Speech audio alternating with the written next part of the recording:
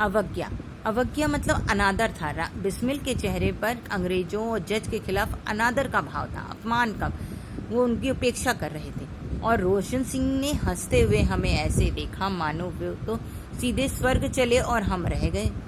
अब रोशन सिंह उन तीनों में सब अलग अलग तरह के थे।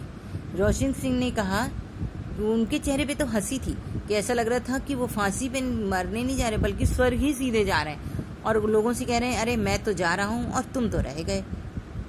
और हम सब की आंखों में आंसू भरे थे क्योंकि हम जानते थे कि यही हमारी अंतिम मुलाकात है। हम सब लोग ने समझ लिया था अब आज के बाद हम लोग नहीं मिलेंगे, यही हमारी अंतिम मुलाकात है।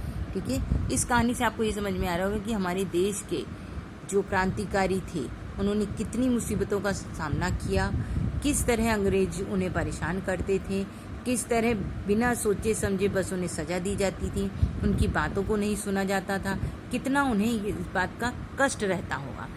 और अदालत की सुनवाई में भी उनके पक्ष से कोई बोलता नहीं था।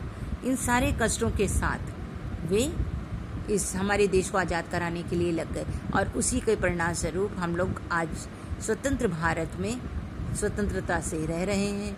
उनकी इस कह लीजिए कि क्या इन लोग की कुर्बानी, आज उनकी कुर्बानी की वजह से आज हम स्वतंत्र रूप से अपना जीवन जी पा रहे हैं। हमारे ऊपर कोई शासन नहीं है, स्वतंत्र रूप से हम रह सकते हैं, अपने नियम कानून के साथ रह सकते हैं। सरकार भी हमारी बातें सुनती है। उस समय अंग्रेज सरकार किसी की सुनती नहीं थी, सिर्फ अपनी बात मनवाती थी। इन सब का डर होते हुए भी कुछ लोगों ने हिम्मत की, कुछ लोग डर के बैठ गए।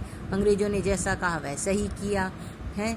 लेकिन अगर हम कहते हैं ना कि अगर आप किसी के बातों से डर कर कुछ गलत काम करते हैं तो आप भी उनकी बराबरी के ही हिस्सेदार हैं। इसलिए अन्याय के खिलाफ हमेशा लड़ना चाहिए। अब आप इस पाठ के कठिन शब्दों को लिखिएगा और इसके शब्दार्थ भी मुझे लिख के दिखाइएगा।